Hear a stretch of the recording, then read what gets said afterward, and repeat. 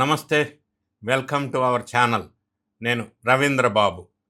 ఇటీవల కాలంలో YSRCP investigation team ఒక కొత్త వినూత్నమైన భారీ సాహసోపేతమైన ఇన్వెస్టిగేషన్ చేసి వెలుగులోకి తీసుకొచ్చిన ఒక అంశం సోషల్ మీడియాలో భారీగా చర్చలు జరుగుతున్నాయి. వారు ఆ వీడియోల్ని సోషల్ మీడియాలో ప్రవేశపెట్టారు వైసీపీ నేతృత్వంలోని సోషల్ మీడియా వర్గం.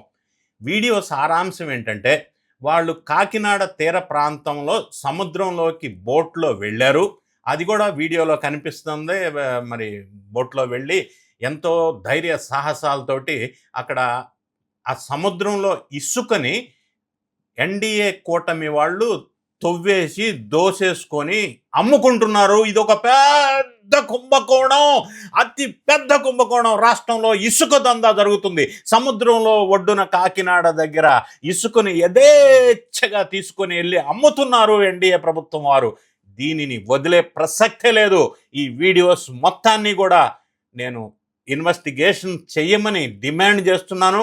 సిబిఐ ఎంక్వైరీ జరగాల దీని మీద. ఇంత దారుణమా? ఏంది అఘాయిత్యం? ఏం చేస్తుంది ప్రభుత్వం? సముద్రంలో ఇసుక మొత్తం తీసుకెళ్లి బిల్డింగ్ కన్స్ట్రక్షన్కి వాడుతున్నారు అని పెద్ద ఎత్తున వీడియోస్ దుష్ప్రచారం చేశారు. ఇందులో నాకు ఒక పేరు కూడా వినిపించింది. అతను కాంగ్రెస్ వైఎస్ఆర్సీపీ తెలియదు, కానీ హర్ష కుమార్ అనే ఒక పేరు కూడా వినిపించింది. ఇంకా కొంతమంది అంటే ఇంటలెక్చువల్స్ అని అనొచ్చో లేదో తెలియదు, వీళ్ళంతా భారీగా వీడియో షూట్ చేసి వదిలారు.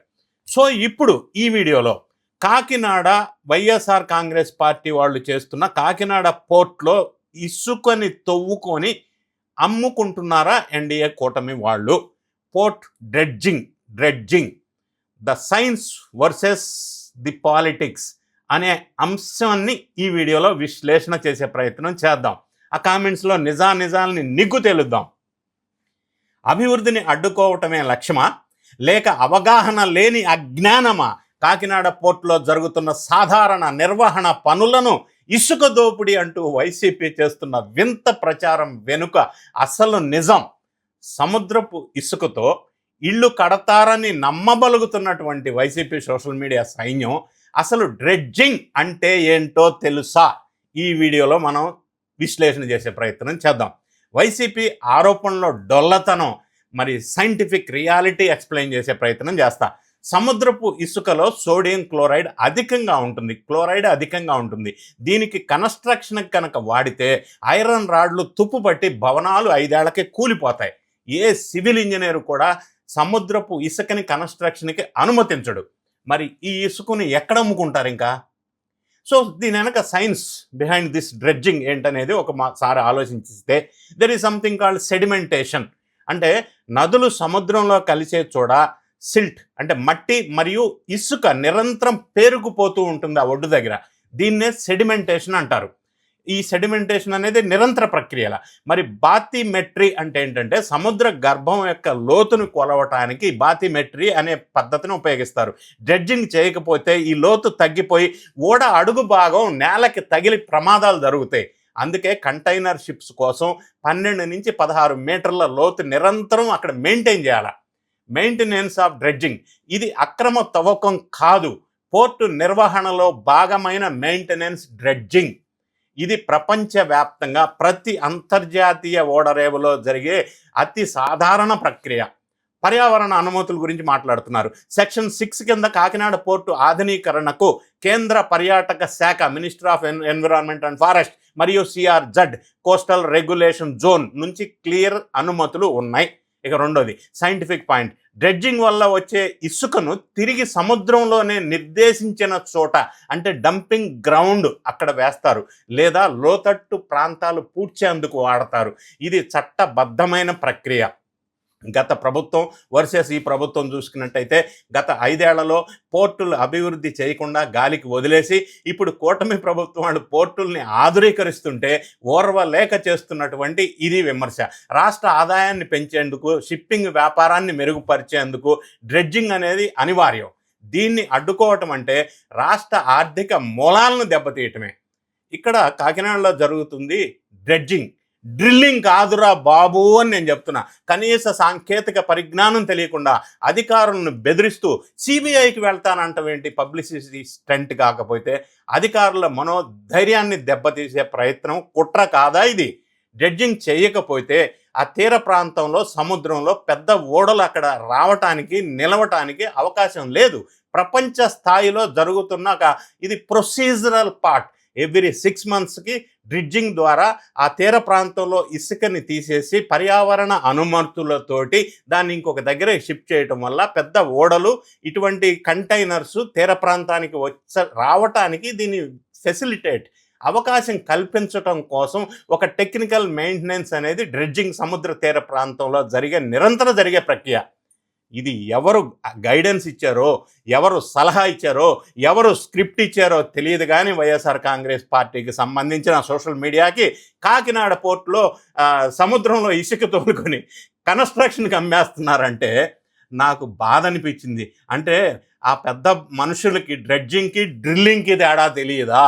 ఇది టెక్నికల్ సబ్జెక్ట్ కదా. ఎవడన్నా నమ్ముతాడా సముద్రపు ఇసుక కన్స్ట్రక్షన్కి వాడతారు అంటే?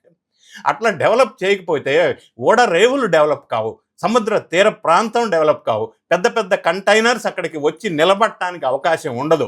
పెద్ద ఓడలు వచ్చి నిలబడాలంటే ఆ డెప్త్, బాతిమెట్రీ అంటారు, ఆ డెప్త్ మెజర్ చేసుకొని ఎప్పటికప్పుడు దాన్ని కిందకి ఉన్న పేరుకుపోయిన ఇసుకని తీసే ఒక టెక్నికల్ ప్రక్రియని వీళ్ళు అర్థమయ్యి, లేకపోతే ఎవడు మిస్గైడ్ చేశారా, లేకపోతే వీళ్ళే ప్రజల్ని మిస్గైడ్ చేసే ప్రయత్నం చేశారా?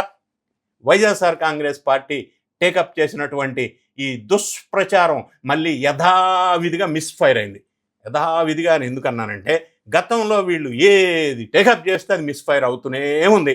తిరుమలలో ఎంటీ మందు బాటిల్ పెట్టేసి వాళ్ళ మనుషులే పెట్టి వాళ్ళ స్టూడియో వాడిని తీసుకెళ్ళి వాళ్ళ కెమెరాని తీసుకెళ్ళి మళ్ళీ అదిగో మందు బాటిల్స్ అని చెప్తే తర్వాత మొత్తం బయటకు వచ్చింది, బెడిసి కొట్టింది. ఇట్లానే మొన్న ఈ మధ్య చీజ్ ప్యాకెట్ ఇట్లా పెట్టి ఇదిగో హెరిటేజీ, ఇందాపూరు నెయ్యి, ఏంటంటే అన్నీ ఇట్లా బెడిసి కొడితే అట్లా. మండలిలో వెంకటేశ్వర స్వామి ఫోటోలు తీసుకెళ్ళి చెప్పులు వేసుకుందని నిరూపించు అవ్వా, వెంటనే విజువల్స్ వచ్చినాయి. అది పూర్తిగా బెడిచి కొట్టింది. మొన్న ఈ మధ్య కాగ్ రిపోర్ట్లో ఆంధ్రప్రదేశ్ ఆర్థికంగా 22వ స్థానం ఉంది అన్నారు బొత్స సత్యనారాయణ గారు. ఎక్కడరా బాబా రిపోర్ట్ మాకు ఇయ్యని మంత్రివర్యులు అడిగారు. ఇప్పుడు కాదులే తర్వాత ఇస్తా అన్నాడు. ఎందుకు ఇట్లా అభాసుపాలు అవటం ఎందుకు?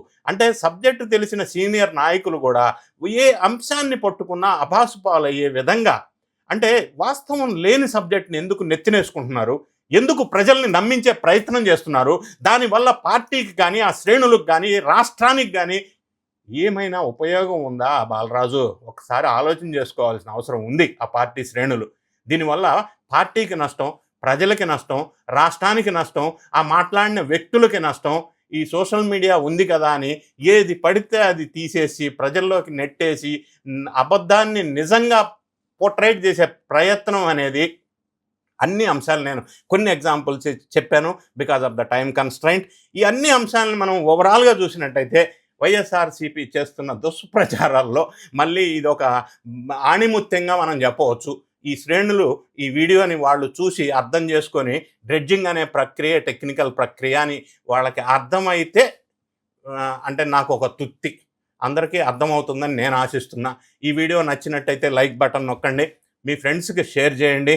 Thank you so much for watching.